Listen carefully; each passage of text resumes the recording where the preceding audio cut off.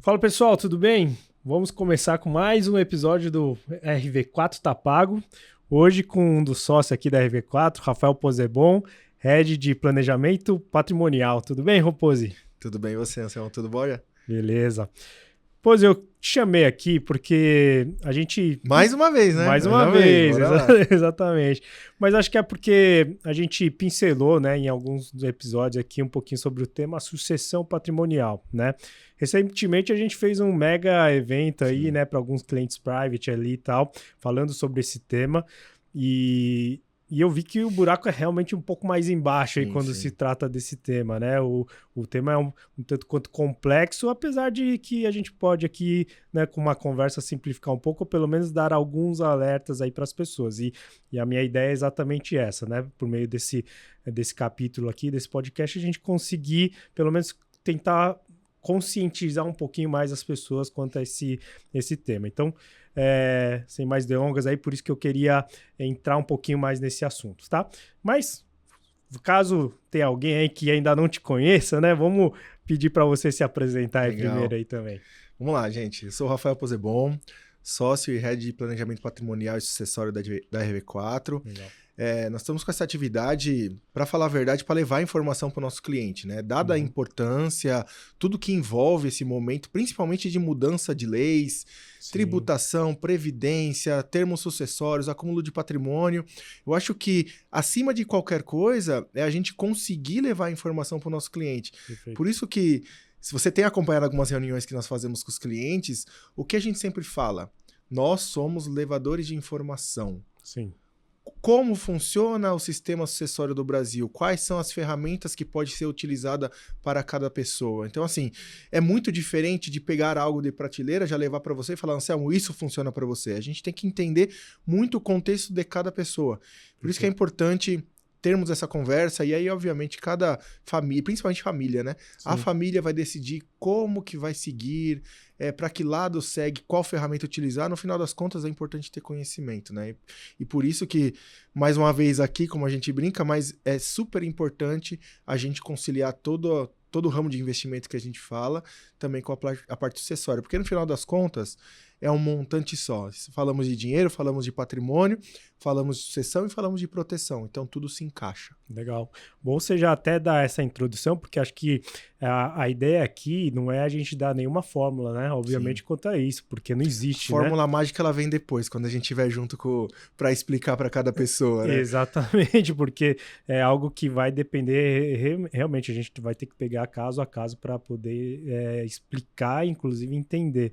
Mas, acima de tudo, né, se você já está vendo esse episódio, a gente dá o parabéns, né? Porque é isso, tem tantas pessoas que já até se recusa, inclusive, a falar sobre esse assunto, sabe? Isso que eu fico, às vezes, meio assustado, né? Então, se você tá aí nos escutando ou assistindo esse episódio, já ficou o nosso parabéns mesmo, de pelo menos querer saber mais sobre esse assunto e tudo mais, né? Então, porque, querendo ou não, também a gente também tem conversado bastante sobre isso e entendendo o movimento, entendendo o Brasil, o brasileiro, isso é muito cultural. Sim. Realmente, é muito mais gostoso falar de acúmulo de patrimônio, falar de dinheiro, do que falar de sucessão.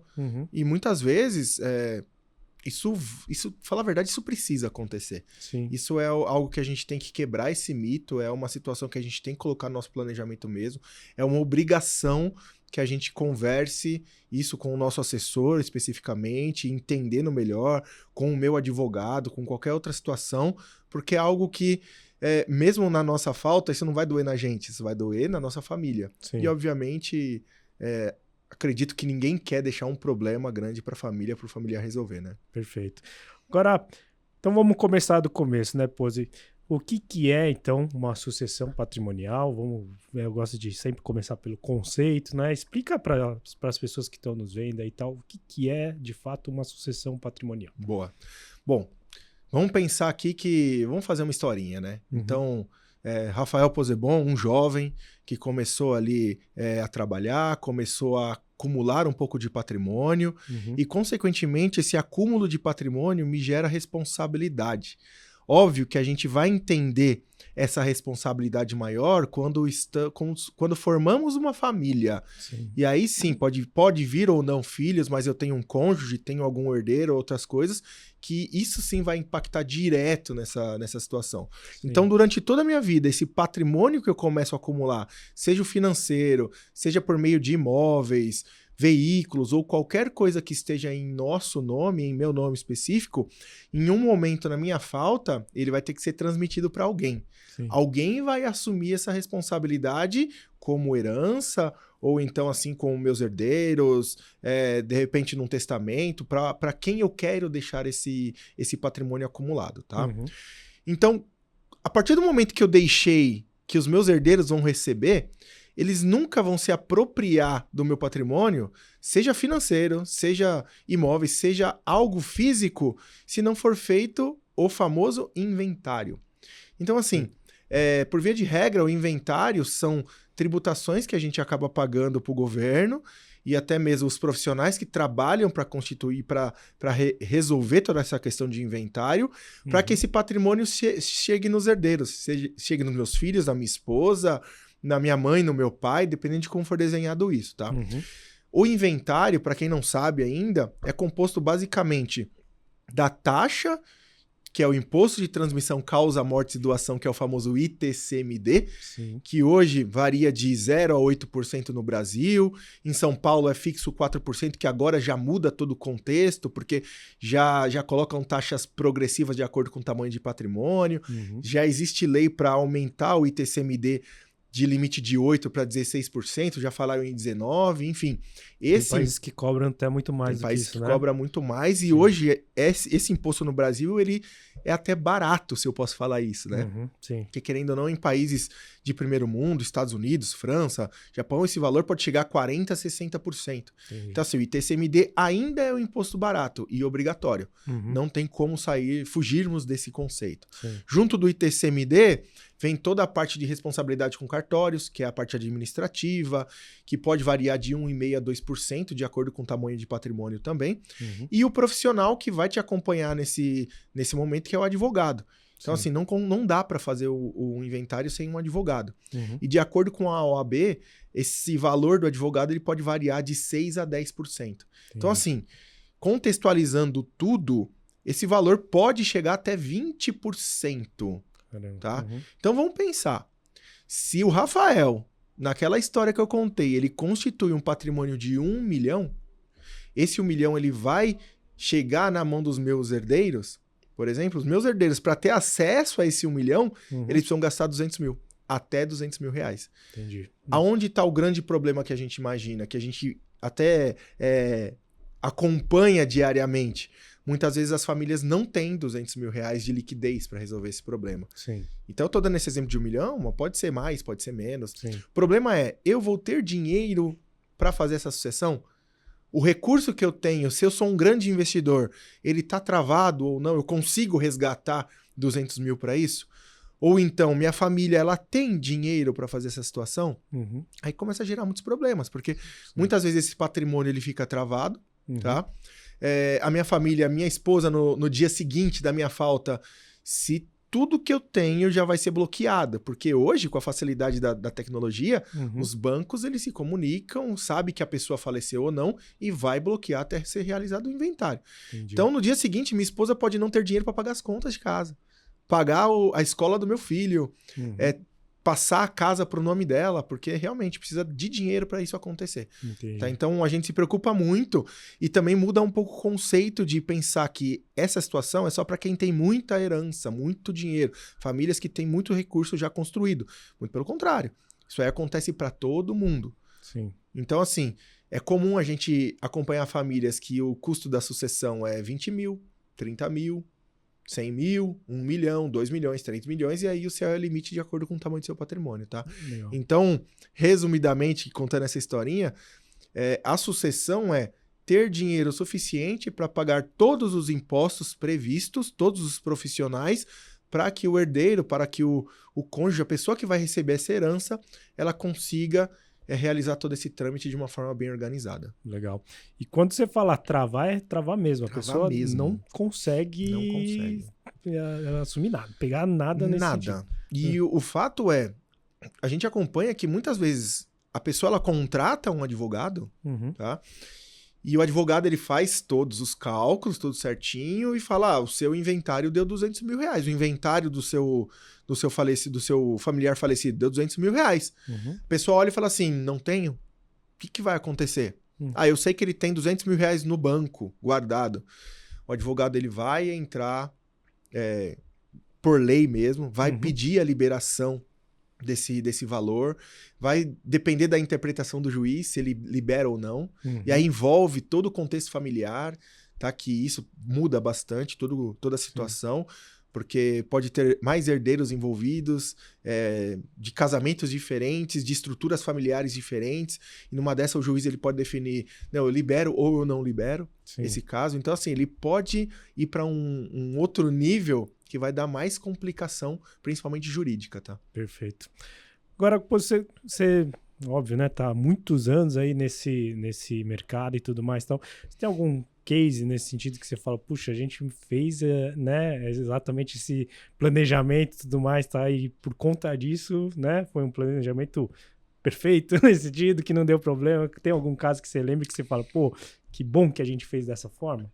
Você pode compartilhar? Isso é engraçado, Anselmo, porque no nosso trabalho, basicamente eu posso falar que eu sou um corretor de seguro de vida, tá? De uma certa forma, qual que é a minha principal tarefa após a contratação da apólice?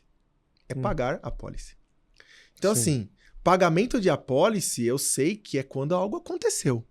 Sim. Tá? É quando alguém faleceu, que alguém teve um problema de saúde, alguma coisa nessa linha. Tá? Então, assim, já é um momento muito doloroso. Tá? Então, pegando exemplo, por acaso, estruturação de uma família. Tá? Vou pegar aqui um caso real, estruturação de uma família tradicional, esposo, marido, esposa, filhos, no caso tinham 3 filhos, tá? Patrimônio construído, tá? E o esposo ele falece. Sim. Obviamente, naquele momento, assim, a família tá desesperada, tá? A esposa tá desesperada porque perdeu o pai das crianças, tá? Nem sabe o que vai acontecer, porque ele só tá pensando naquele momento que perdeu o ente querido, tá?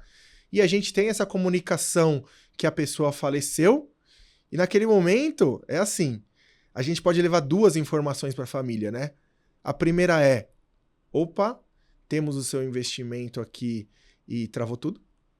Então, puta, meus pêsames, infelizmente, conte com a gente que precisar, mas travou tudo, não dá para liberar nada. Sim. Ou levar a informação de falar assim, ó, meus pêsames, mas temos uma solução financeira para essa sua dor nesse primeiro momento. Sim. Então, nesse caso, a gente tinha uma solução financeira para esse momento. Sim. Então, por mais que tenha a dor da esposa, no caso, levar esse conceito, levar esse cheque, fazer esse depósito depois da família ter contratado um seguro de vida, é muito gratificante pra gente, é doloroso pra família, mas quando você vê a família mesmo chorando, a esposa chorando, os filhos ali, e depois ele olhando na sua cara, falando, poxa, eu tenho um cheque aqui que pode resolver o meu primeiro momento, né? A minha situação inicial é bem diferente. Tá? Então, isso é um caso real que aconteceu. A gente nunca vai resolver a dor de uma família, claro, tá? De perder o ente querido ou não. Sim. Mas a gente consegue resolver a parte financeira que te libera aí muitas coisas para pagar as contas do dia seguinte, para pagar o boleto das crianças da escola, para realmente ter o conforto financeiro de não precisar de alguém, precisar do seu pai, da sua mãe, de um primo, do irmão. Então, assim, o nosso papel após a contratação da apólice é realmente estar tranquilo de entregar o cheque para a família, caso algo aconteça. Legal.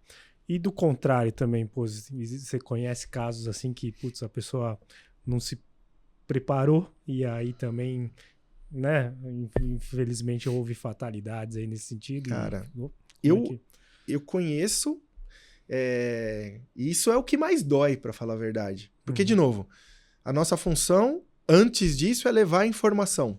Sim. A decisão de contratar um seguro de vida nunca vai ser minha. Falando, Selmi, você precisa contratar um seguro de vida. Cara, você sabe das suas responsabilidades, eu sei das minhas, eu tenho os meus seguros de vida, minha família tá muito tranquila nessa linha, tá? A pessoa que decide ter ou não, ela é responsável pelos seus fatos. A Sim. minha responsabilidade é, se eu estou na sua frente, eu preciso levar informação. Perfeito. Certo? Ponto. Triste é a pessoa, a gente leva a informação, tá? A pessoa, ela opta por não fazer, no contexto familiar, por diversas situações, porque eu tenho um bom emprego, eu tenho a CLT por trás, eu tenho subsídio do governo, eu tenho o poder do super-homem, eu nunca vou morrer, eu sou jovem, tem muitas histórias que pode acontecer, tá? E aí, por qualquer fatalidade, nesse caso que eu tô falando foi pela própria pandemia que aconteceu, a pessoa vem e falece, ela falta. E aí o que acontece? O pior de tudo, você sabe que também já perdeu o ente querido, já tem uma estrutura familiar afetada, a pessoa falece, não tem a proteção que eu falei pra ela, orientei de como poderia ser feito, tá? Então, mas foi uma decisão dela. E depois de tudo que se passa, a família chega em mim e fala assim, puxa, eu deveria ter feito.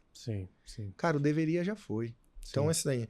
É óbvio que é muito mais fácil a gente ter ou optar por uma situação dessa quando eu sei que vai acontecer o fato. Perfeito. Como a gente trabalha com risco, então é ter ou não ter, é sim ou não. É eu assumir o risco ou eu transferir para alguém. Então assim, fala, poxa, eu poderia ter feito, cara, puxa, eu olhei até para a pessoa e falei, não fala mais isso não. Porque isso daí, eu sei que a dor já é da família, mas não se apegue, foi uma decisão. Felizmente ou infelizmente, nesse caso não tiveram, mas foi uma decisão conjunta de família. Mas a gente sabe que os trâmites depois financeiros podem ser mais dolorosos. Então acontece dos dois lados, tanto da gente resolver um problema, quanto de acontecer da pessoa optar de não contratar e ter as consequências futuras financeiras. Agora, nesse sentido, Pozzi, tem países que investem mais nesse sentido ou não? O Brasil é um país talvez muito otimista ou quase irresponsável. As pessoas... Como é que é? Tem um aspecto cultural nesse sentido que interfere mais ou menos nesse sentido? Total. Tem totalmente a questão cultural e até de conhecimento que já vem de quando nós éramos crianças e estudava na escola. Quando que na nossa geração se falava de dinheiro na escola, se falava de educação financeira. E a educação financeira não é saber gastar o dinheiro ou não, é tudo que envolve. Tá? Óbvio que falar com uma criança, poxa, você pode faltar um dia, papai e mamãe vai faltar um dia, isso daí obviamente que não. Mas já é uma ideia de tratar, cuidar do seu patrimônio, tá? Então assim, o Brasil ainda é muito difícil tocar nesse assunto com algumas pessoas, com alguns clientes. O que a gente ouve de situação do cliente chegando e falar assim, quer saber? Quando eu morrer, meus filhos que cuidem dessa situação. Meus filhos resolvem. E 99% das pessoas que falam isso é porque elas estão brincando na reunião, porque elas não gostam de falar do assunto. Porque elas não falam isso na frente dos filhos, ou não falam isso na frente da esposa ou do marido, não falam. Não falam. Da forma que eu falo, vamos fazer o seguinte, eu vou trazer seus filhos aqui, repete isso daí na frente deles. Não, tô brincando, não sei o quê. Porque é assim, a gente nunca espera que você vai falecer. Claro. Você não quer morrer. Por exemplo, eu perdi meu pai tem 7 anos. Eu não queria que meu pai fosse embora, por mais que eu acompanhei uma doença dele. Hoje eu tenho 2 filhos. Eu não imagino não acompanhar o crescimento dos meus filhos. Eles também não imaginam não crescer sem o pai. Então assim, mas é uma forma cultural, tá? Do brasileiro é difícil falar desse assunto, por mais que cada ano evolua. Cada profissional que tenha, cada corretor de seguro de vida, ou um advogado especialista numa sucessão que fale desse assunto, um assessor de investimento, você vai levando conhecimento para as pessoas. Então tem melhorado bastante, é algo que cresce todo ano. Porém, se você pega países evoluídos, você pega os Estados Unidos, você pega o famoso advisor dos Estados Unidos, ele tem responsabilidade de falar de investimento e falar de sucessão. Se o cliente dele não contrata uma pólice de seguro de vida, o cliente tem que assinar uma carta falando que ele abriu mão de contratar um seguro de vida. E se o advisory não levar para o cliente, o advisory pode ser processado pela família. Então, olha a diferença já de mindset, olha a responsabilidade que um advisory tem nos Estados Unidos, diferente um pouco que tem no Brasil. Tá? Não é à toa que o índice de famílias nos Estados Unidos que tem uma pólice de seguro de vida beira ali 75%, 80%. Caramba. Se comparado aqui no Brasil, que, vamos supor não, são dados, né? Entre 15% e 19% da população tem algum seguro de vida. Caramba. Mas não é um seguro de vida estruturado. Sim. Normalmente é um seguro de vida da sua empresa, é um seguro de vida que você recebe como benefício, é um seguro coletivo, é bem diferente. Sim. Seguro de vida estruturado, como estamos acostumados a fazer, é um pouco diferente. Entendi. Que nos Estados Unidos acontece. O Japão, se você pegar hoje, você é descendente, por exemplo. Sim. A pessoa nasce no Japão, a família já está preocupada em fazer um complemento na sua pólice para cuidar da educação desse novo filho, desse novo integrante Sim. da família. Isso porque os caras vivem bastante lá, hein? Bastante. Sim. O índice de apólice no Japão, de famílias com apólice, já passou de 90%. Sim. Entendeu? Caramba. Então, é muito diferente. Sim. Mas é algo que a gente tem que ir construindo. Eu tenho certeza que se a gente começa a levar a informação correta para o brasileiro, para o nosso cliente, isso vai aumentando gradativamente. Algo que foi feito muito errado no passado. Sim. Quantos clientes também que a gente não aborda e fala com ele, fala assim, poxa, mas eu contratei uma pólice de seguro de vida com um corretor ou num banco, qualquer situação, Sim. e meu familiar não recebeu. Sim.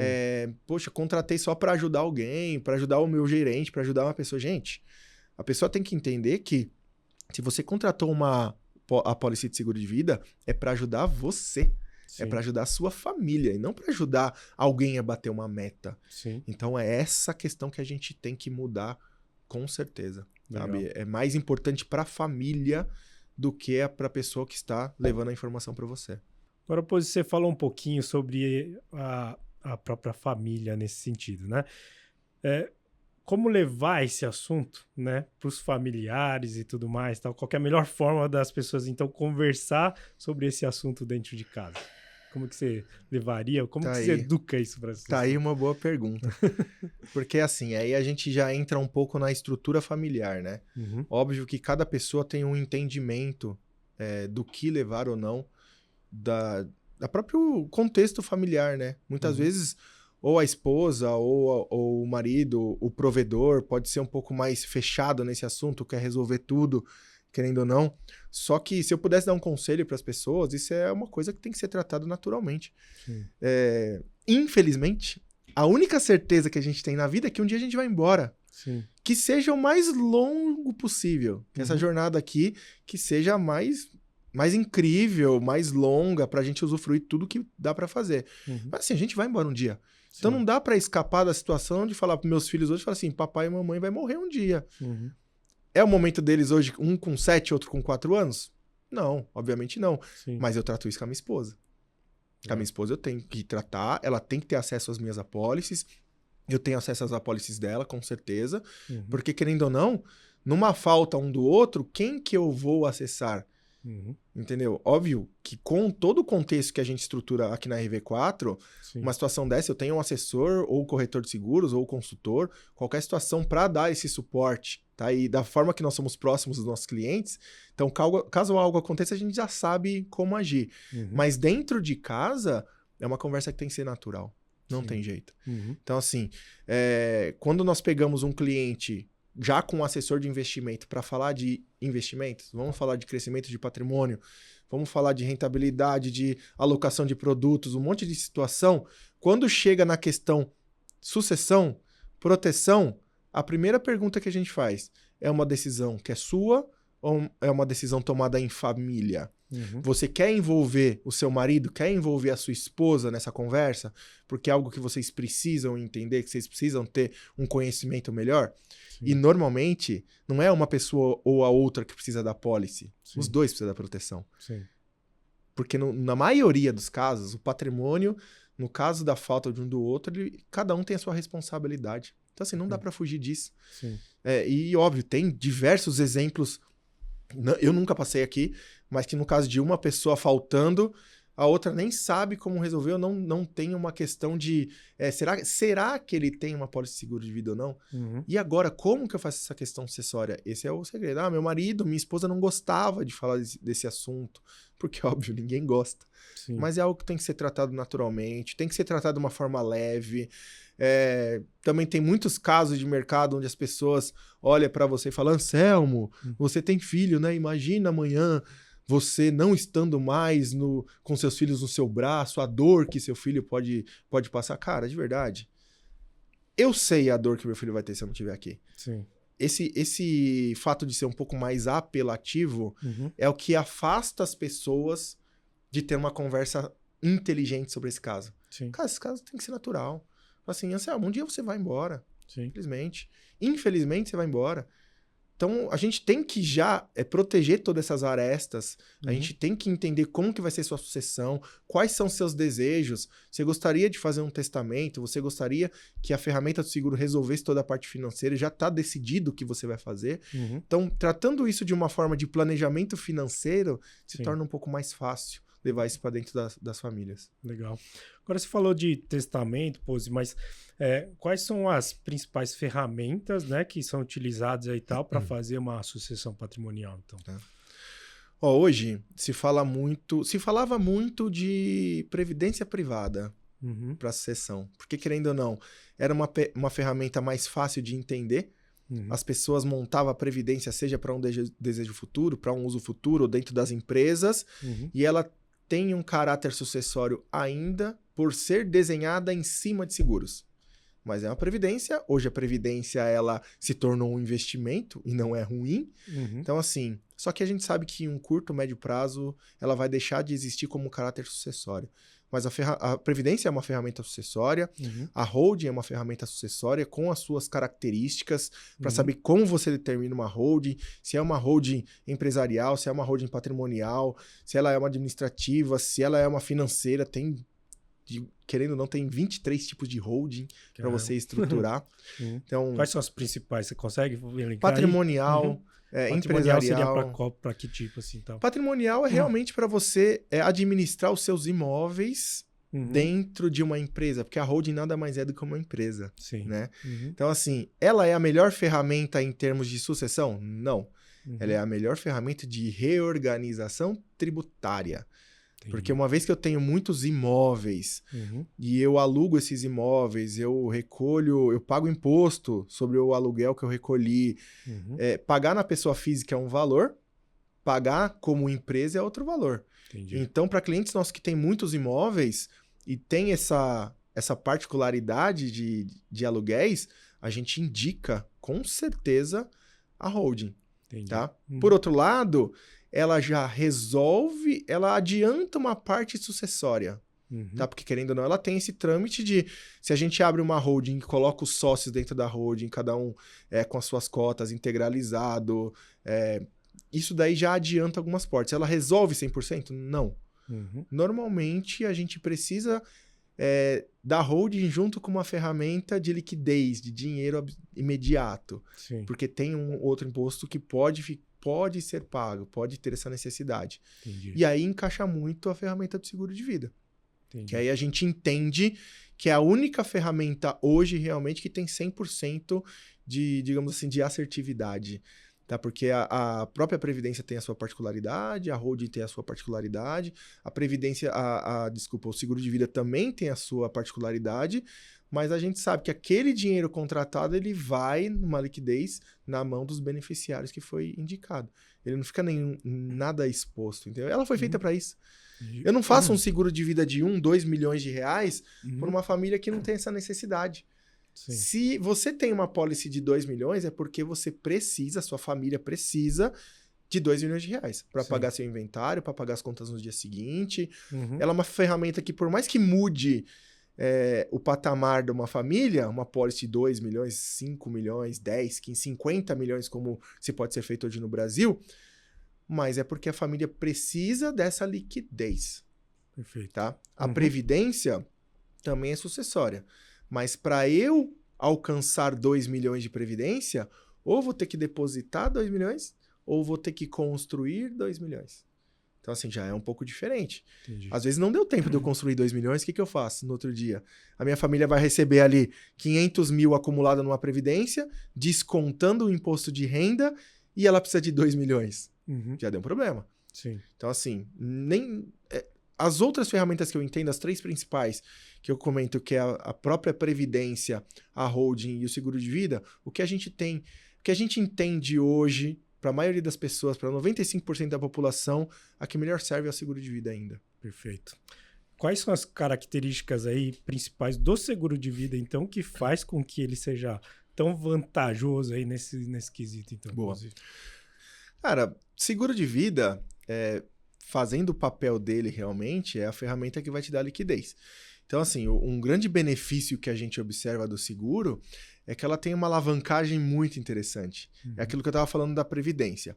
Eu vou construir R$2 milhões, tá? Se eu faço uma apólice de seguro de vida de 2 milhões, eu não vou pagar 2 milhões no momento, no D0. Uhum. Eu vou pagar mensalidade ali de acordo com a minha idade, com a minha saúde. Vou pagar R$500, R$1.000, R$2.000 de acordo com cada característica. Uhum. Então, essa alavancagem é muito boa.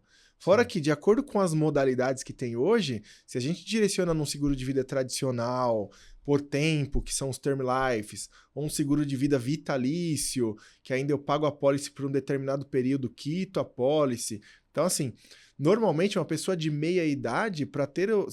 Caracterizando um seguro de vida vitalício, uma pessoa de meia idade, se ela vai contratar uma pólice de seguro de vida de R$2 milhões, ela vai pagar metade desse valor, 1/3 desse valor, de acordo com suas características, tendo uma pólice vitalícia e ainda aquela cerejinha do bolo que o pessoal comenta muito, que é o resgate, que pode ser feito no futuro. Não vai ser um investimento, não vai ser o grande ponto do seguro, mas pode resgatar nessa questão. Então, tem essa situação da alavancagem, tem a situação do seguro de vida não entrar no inventário, Sim. tem a situação da empenhorabilidade, né? Tem a situação dela não ter alcance jurídico. Então, assim, ela não é um patrimônio que você tem, é uma ferramenta de resolução de problemas. Sim. Então, como ela não entra no contexto do seu patrimônio, então eu sei que a minha apólice, na minha falta, ela vai direto para os meus beneficiários. Entendi. Tá? Diferente de outras questões. Por que a gente fala muito hoje da Previdência? A Previdência tem um caráter sucessório muito bem definido? Ainda tem. Mas é uma decisão de governo. Então, hoje nós temos 2 exemplos de estados que já estão cobrando o ITCMD da Previdência. Sim. Ela fica bloqueada? Não. Vai acontecer dela ficar bloqueada e entrar para inventário? Acredito que a curto prazo não, mas já está sendo cobrado o ITCMD. Sim. Daí para frente, para virar uma ferramenta de investimento, do jeito que a gente vem acompanhando, daí para realmente entrar no inventário, cara, são detalhes que dependem de muitas situações, principalmente de governo, mas pode acontecer. Sim. Holding, ela pode ser questionada? Pode. Se não for muito bem desenhada, ela pode ser questionada sim.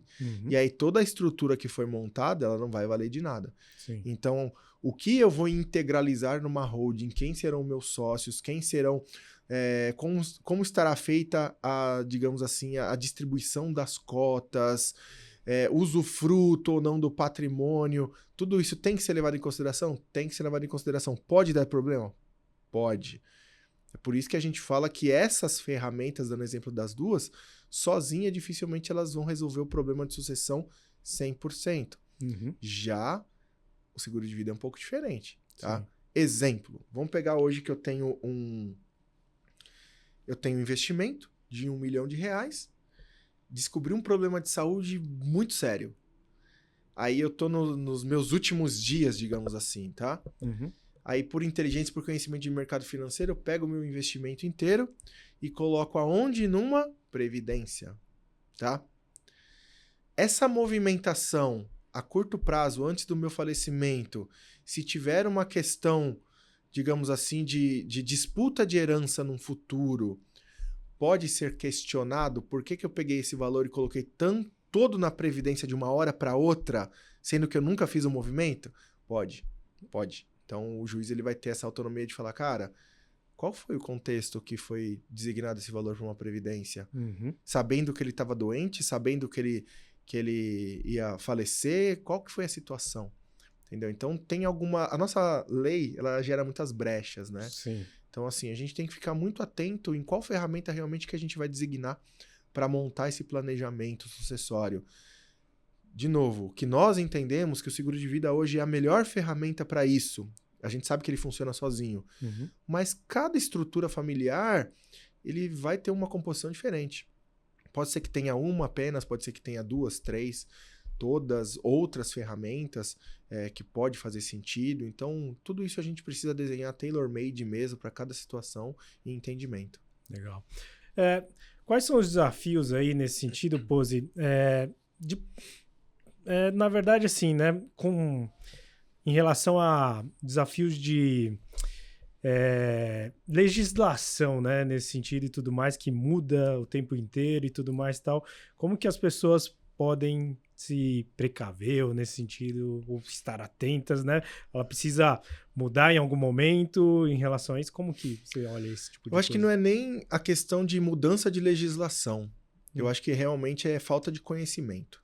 Tá? Porque, querendo ou não, hoje existe uma mudança em cima da previdência, tributação, mas é algo que, quando a gente fala de herança, existe há muito tempo. Sim. Por que as pessoas não se planejaram lá atrás? Pela parte da cultura que nós falamos, por falta de conhecimento, por achar que eu nunca vou precisar passar por isso. Tá? Então, as pessoas começam a se preocupar mais com essa questão de sucessão, normalmente no Brasil, quando ela já alcança uma terceira idade, quando ela já sabe que o tempo dela de vida já está um pouco menor, teve um problema de saúde, aí sim ela para e fala, poxa, pode acontecer alguma coisa comigo. Preciso resolver isso para os meus filhos, para os meus herdeiros, cônjuge e tudo mais, tá? Mas querendo ou não, voltando para a questão realmente de informação, de mudança de leis, entre outras coisas, eu acho que é uma forma natural da gente acompanhar tudo que envolve o Brasil. Se hoje existe uma possibilidade de mudança de lei que vai atingir digamos assim, imposto de herança, eu preciso estar atento e saber se o planejamento que eu fiz ele já está adequado. Tá? Se vai aparecer outras ferramentas, digamos assim, mais atualizadas, melhor com seguro de vida, melhor que uma holding, previdência, a gente precisa estar informado. E eu como cliente ou eu como, digamos assim, a pessoa que vai levar a informação, eu preciso pegar todos os meus clientes e falar, cara, aconteceu uma mudança de lei e a gente precisa rever o seu planejamento. Sim. E aí entra bastante o ponto, né? Cada um tem a sua função. Sim. Cada um tem a sua responsabilidade. Óbvio que digamos assim, um empresário, um pai de família, uma mãe de família, um CLT, um engenheiro, um médico, um atleta, cara, certeza que ele vai parar e ficar lendo lei? Sim. É muito difícil. Aonde está essa responsabilidade?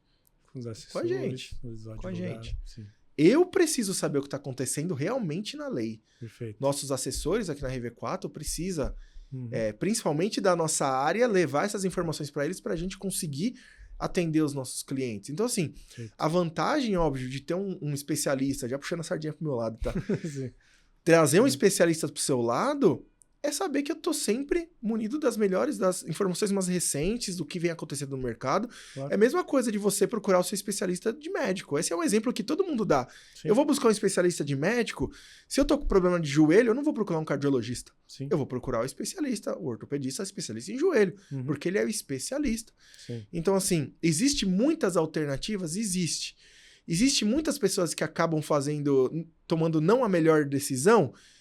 Existe também. Ou porque acaba tomando sozinha e não conhece as ferramentas do jeito que precisa, ou então porque ele procura um profissional e a gente sabe que tem profissionais e profissionais. Sim. Então, assim, a gente tem que tomar muito cuidado da forma como as pessoas estão recebendo essas informações. Perfeito. Porque mudança de lei sempre vai existir, impostos sempre vai existir. O nosso maior sócio hoje no Brasil é o governo, a gente não tem como fugir dele, a gente só precisa se organizar.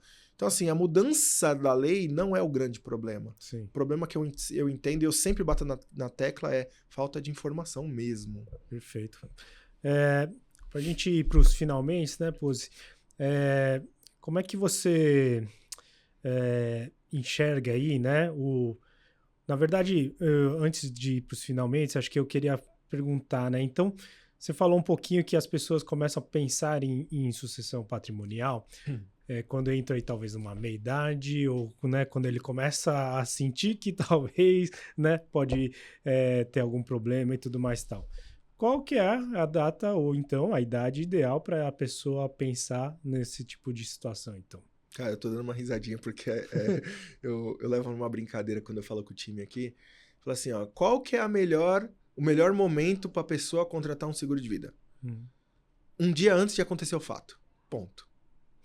Você sabe quando isso vai acontecer? Eu não tenho a mínima ideia. Sim. Não tenho a mínima ideia. Então, assim, se você tiver a oportunidade de conversar com um profissional e ele te apresentar a ferramenta, cara, ouça. Ouça mesmo. Sim. Entenda. Seja curioso. Fala assim, eu quero saber. Pô, eu tenho 18 anos, eu posso contratar? Faz sentido? Faz todo sentido. Talvez não para uma sucessão, porque você ainda não precisa dessa ferramenta. Talvez para proteção em vida. Mas você sabe o que você precisa. Você vai ter alguém te acompanhando. Sim. Eu acho que o grande ponto é falar assim, pô, eu vou ser ignorante ao ponto de falar, eu não quero ouvir isso. Porque se você me fala dessa situação, vai atrair a morte. Cara, isso daí é piada, de verdade. É você fugindo de uma realidade, de uma situação que pode acontecer. Então, assim, não existe um momento certo, existe o hoje. Sim. Se você não contratou há 10 anos atrás, contrata hoje.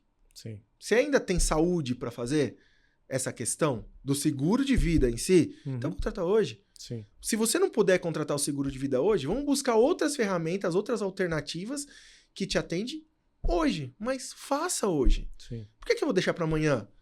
Ah, eu vou falar com a minha esposa. Tadinha das esposas.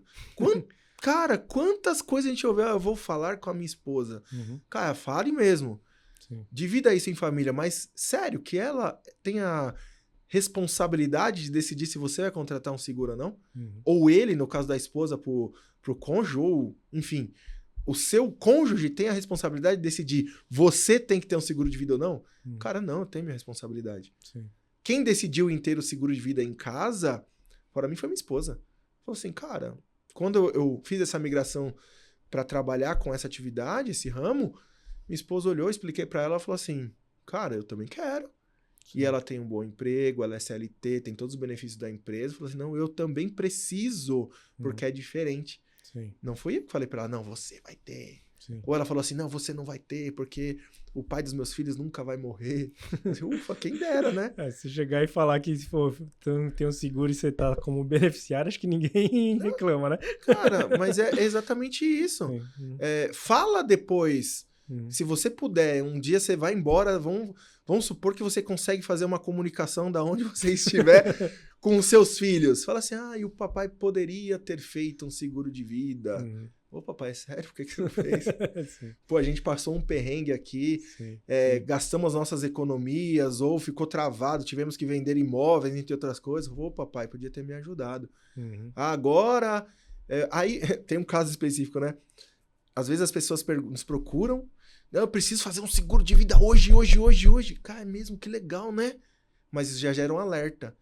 Aí a pessoa descobriu uma doença uma semana antes, um mês antes. Sim. Cara, não existe seguro de vida estruturado se você não tiver saúde. Sim. Não há dinheiro que compre um seguro de vida se você não tiver saúde. Sim. Então, fala assim, hoje eu tô saudável, tô numa meia-idade, vou pensar nesse caso? Pensa. Pensa. Pode ter certeza. Não deixe pra frente. E não é algo rígido, né, Pose? As pessoas... acho que é uma dúvida que o pessoal sempre tem, né? posso depois aumentar meu seguro? Posso mudar o beneficiário e tudo mais? Tal. Não é algo rígido, né? Nesse sentido, ao longo dos anos, se você quiser, você pode mudar isso. Né? Pra falar a verdade, ela tem que ser muito flexível ao seu momento de vida. Então, tem pessoas que aumentam o patrimônio, consequentemente, o seu seguro ele vai acompanhando o seu aumento de patrimônio. Sim. Então eu posso ter 1, 2, 3, 4, 5, 10 apólices? Pode. Sim. Porque existe uma necessidade. Era uma com 18 anos, depois com 28, 38 e por aí vai. Perfeito. Da mesma forma que o meu patrimônio diminuiu por qualquer situação. Sim. Fiz uma doação em vida, transferi em vida para os meus herdeiros, quebrei, diminuiu meu patrimônio, diminuiu meu padrão de vida. Minha apólice era de um tamanho, vou diminuir ela. É fundamental. Sim. Então, assim, não pode ser algo que você contratou em um momento e você nunca mais vai falar desse item. É por isso que a ideia é, pelo menos, uma vez ao ano, uma vez a um ano e meio, dependendo da situação, sentar com a pessoa, com o seu cliente e falar, vamos revisar. o seguro de vida? Vamos repassar todas as coberturas? Vamos entender qual que é a situação? Como que tá hoje o seu trabalho? Você era CLT, você virou empresário? Você era empresário e virou CLT? Você tem algum outro subsídio? Como tá seu patrimônio? Sim. Como que tá sua rentabilidade? Como que tá seus ganhos? E aí, veio um filho ou não veio? Pô, a Mariazinha já se formou na escola? Sim. Então o contexto, a situação já muda, entendeu? Então, Perfeito. ela tem que ser acompanhada a cada momento de vida. Show de bola. Agora sim, então, indo para os finalmente, Pose, fala, tenta, né? Acho que não dá para resumir, obviamente, mas quais seriam suas recomendações, então, finais aí para as pessoas que estão pensando em sucessão patrimonial e tudo mais e tal? O que você indicaria aí, pelo menos um overview aí que você daria para as pessoas? Quais são as suas dicas aí? Cara, acho que o principal ponto que eu falaria para a pessoa é assim, você tá respirando? Faça uma proteção, faça uma sucessão. Mas brincadeiras à parte, assim, se você tem um patrimônio acumulado, se você vem aumentando ele, se você tem preocupação, não só com a nossa morte, tá, gente? A gente fala muito disso da sucessão, porque hoje é o tema sucessão, mas, cara, quantos jovens que a gente já não protegeu aqui no escritório, que nos procurou, ou nós procuramos, que, cara, ele não tem nenhum dependente direto, mas ele tem responsabilidade com ele mesmo. Você entende? Sim. Então, assim, risco, de novo, eu trabalho com risco. Para acontecer alguma coisa, desenvolver uma doença, bater um carro, sofrer um acidente, isso todo mundo tá sujeito aqui. E as pessoas não morrem só por causa disso. As pessoas, elas ficam vivas. Sim. Gera, muitas vezes, uma invalidez, gera uma necessidade de renda para fazer um tratamento de saúde. Então, assim, por que eu não posso já me organizar, mesmo sendo jovem? Então, é importante fazer isso. Sim. A partir daí, estou construindo patrimônio? Gente, tenha a mente aberta para falar, eu preciso saber o que acontece com a minha família se acontecer alguma coisa. Eu preciso saber que a faculdade dos meus filhos, os estudos deles vão estar paga se acontecer alguma coisa. Então, assim, eu preciso me organizar. Eu preciso entender se o meu dinheiro vai estar bloqueado, se a minha esposa, o meu cônjuge vai ter dinheiro para pagar as contas no próximo dia. Eu preciso saber realmente quais são as melhores ferramentas. Eu preciso saber se encaixa um seguro de vida, ou é uma previdência, ou é uma holding, ou é a combinação dos três, ou é qualquer outra que possa fazer essa composição. A pessoa precisa ter curiosidade de entender esse momento de sucessão e não ter medo de falar. Sim. De buscar um especialista realmente, conversar e falar assim, poxa, o assessor de investimento, você está cuidando do meu patrimônio. Sim. RV4, você está aumentando o meu patrimônio aqui. Eu preciso saber o que eu faço se eu morrer, se eu não estiver mais aqui.